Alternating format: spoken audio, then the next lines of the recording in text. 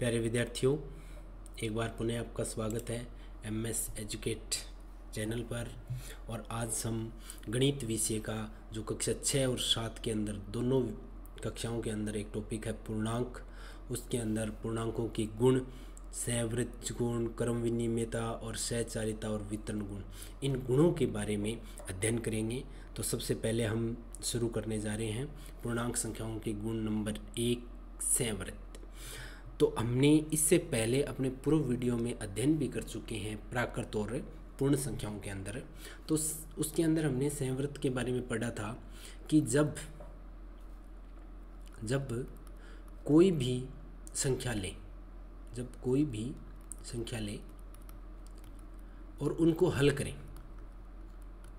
संख्याओं को हल करें, यानी इसका योग करें या घटाव करें या गुणा करें या भाग करें। कोई भी संख्या का मतलब हम यहाँ ये कहेंगे कि कोई भी पूर्णांक संख्या लें और जब मान के रूप में हमें आगे पूर्णांक संख्या ही प्राप्त होती है, तब हम ये कह सकते हैं कि वो पूर्णांक संख्याओं के अंदर ये गुण पाया जाता है और वो है सहवृत्त का गुण। और यदि किसी संक्रिया में नहीं पाया जाता, यदि आगे पूर्णांक संख्या प्राप्त नहीं हो रही है, तब हम कह देंगे कि इनके अंदर ये सहवृत्त का गुण नहीं पाया जाता। जैसे मान लीजिए आपके पास पूर्णांक संख्या हमने ली 3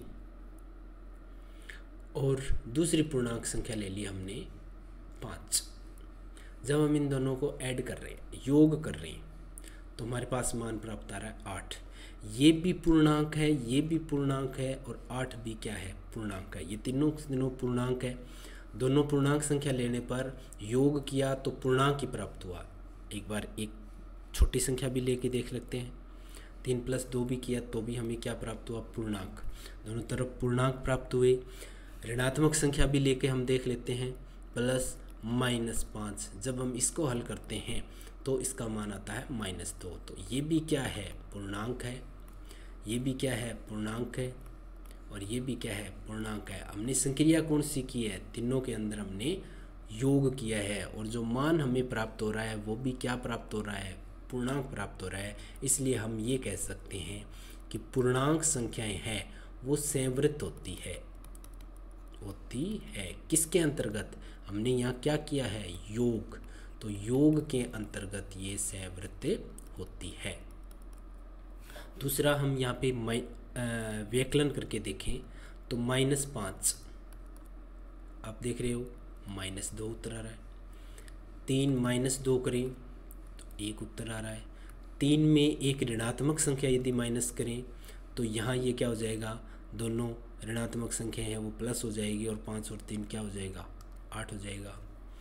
तो अपने ये देख रहे हैं कि यहाँ जो -2, 1 और 8 जो प्राप्त हुए हैं वो पूर्णांक है और हमने दोनों जो संख्याएं ली थी वो भी क्या है, पूर्णांक है। और हमने किया क्या है, व्यकलन यानी घटाव किया है। तो जब दो पूर्णांकों का घटाव किया जाता है तो उत्तर भी हमारे पास पूर्णांक के रूप में आ रहा है। इसलिए हम ये कह सकते हैं कि ये सहवृत्त होती है। किसके अंतर्गत, व्यकलन के अंतर्गत, या हम कह सकते हैं घटाव में। ठीक है। उसके बाद हम गुणा करके देखें तो गुणा करें तो 3 × 5 = 15, 3 की -2 के साथ करें तो 3 दूनी 6 और वो भी किसका, माइनस का। यहाँ भी हम पूर्णांक है, ये भी पूर्णांक है और आगे मान भी पूर्णांक प्राप्त हो रहा है।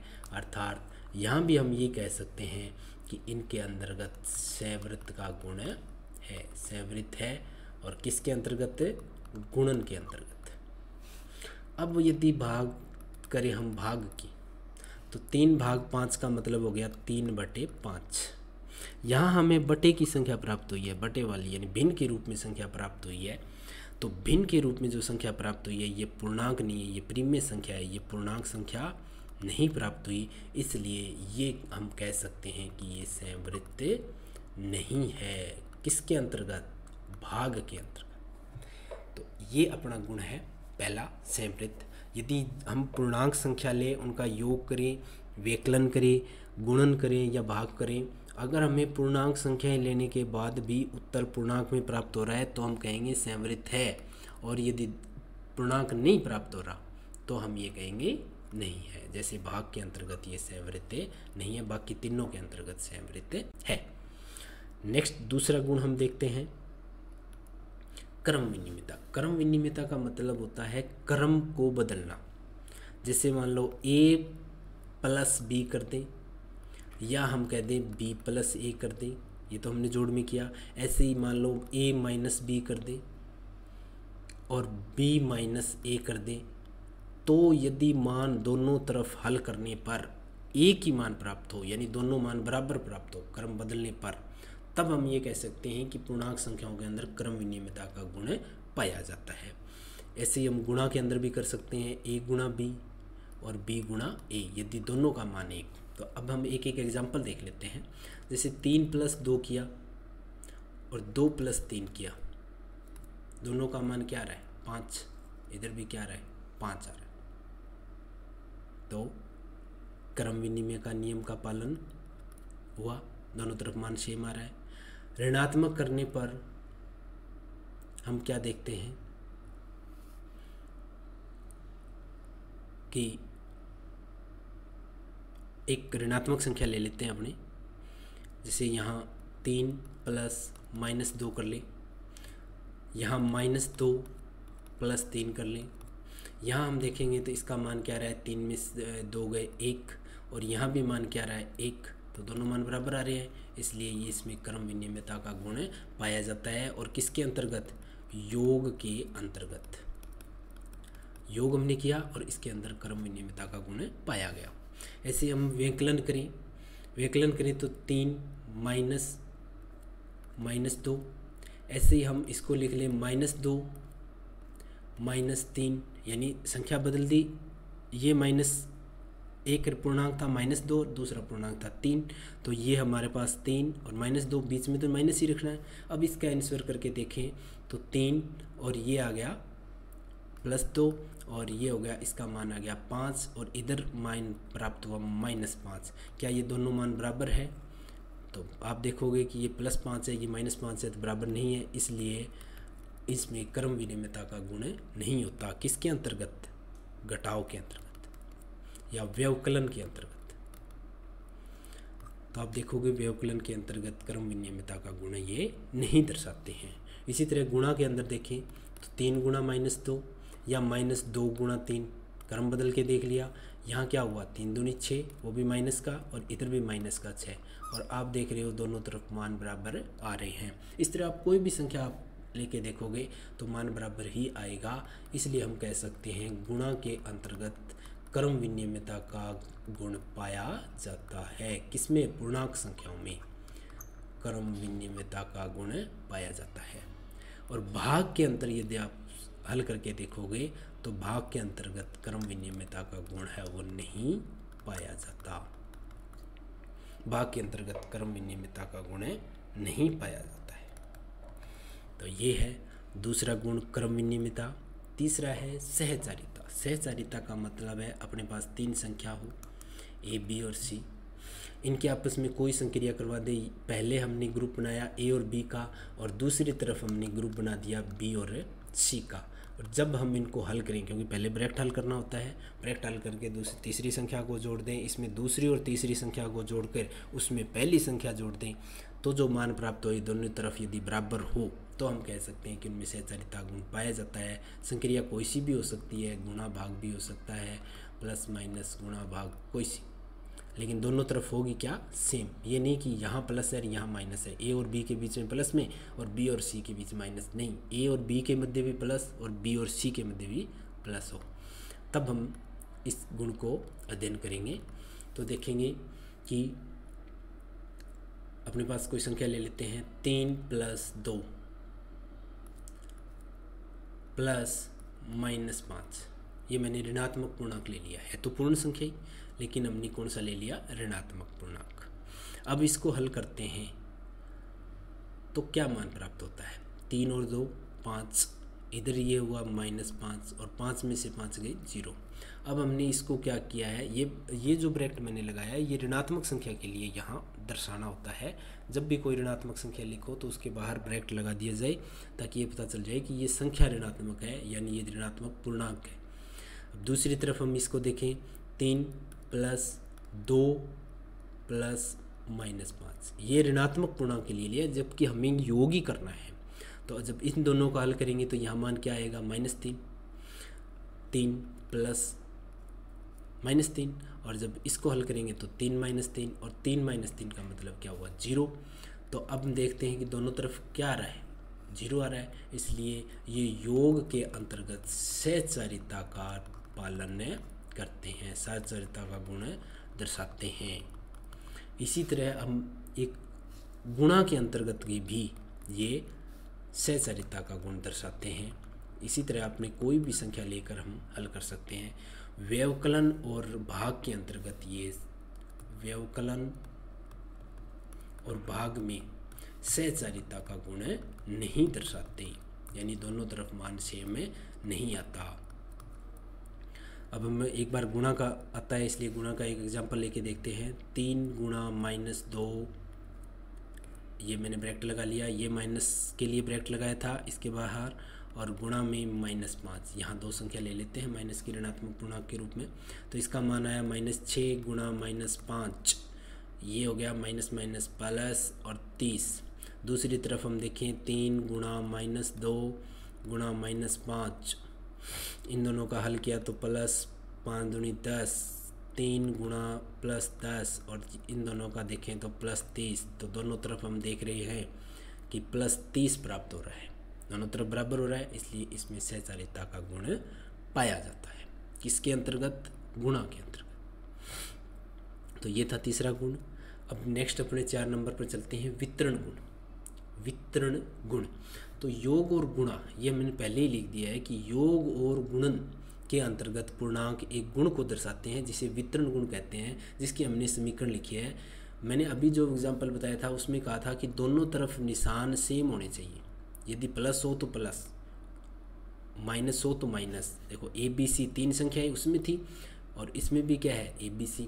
तो उसमें क्या कर दिया था हमने, A + B + C, इस तरह की यदि 3 संख्या और दो तरफ ब्रैकेट लगा दें, जैसे इसमें इन्होंने लगाया है, यहाँ इन्होंने गुणा दिया है, इसमें मैंने एग्जांपल में क्या लिया है, गुणा, अलग निशान दिया है, जबकि यहाँ क्या दिया है, प्लस, दोनों तरफ प्लस। अगर इस तरह का कहे तब हम ये कहेंगे सहचारिता है, ये सेम अंक निशान है, चिन्ह है, तो सहचारिता। अगर अलग है तो हम ये कहेंगे कि कौन सा गुण है, ये वितरण गुण। अब वितरण गुण ये है कि एक संख्या को गुणा है और दोनों संख्याओं का जोड़ है। तो हम इसको इस तरह से हल कर सकते हैं कि a का पहले ब्रैकेट के अंदर जो संख्या है उनको दोनों संख्याओं के साथ गुणा कर दें। a की गुणा b के साथ की तो ab प्लस, अगर यहाँ प्लस का निशान है तो प्लस, और यदि यहाँ माइनस का निशान है तो इसको हम ऐसे लिखेंगे a गुणा b माइनस a गुणा c, यानी जो निशान रहेगा वही आ जाएगा और a की c के साथ है गुणा। यदि यहाँ निशान अलग है तो, और इसको क्या कहेंगे, वितरण गुण। और वितरण का मतलब होता है फैलाना, हम इसको फैलाकर किसी भी संख्याओं से गुणा कर सकते हैं। जैसे ये हमें वितरण गुण का उपयोग क्यों करना पड़ रहा है। अब देखो, मैं आपको ये कहूँ कि 248 को आप 11 से गुणा करो, 11 से गुणा करो, तब हम देखेंगे कि 11 से गुणा करने पर आपको यहाँ गुणा करनी पड़ेगी, बिल्कुल। लेकिन इसको वितरण गुण, मैंने 11 संख्या को वितरण कर दिया, फैला दिया, किस तरह से, 248 गुणा 10 + 1 लिख दिया।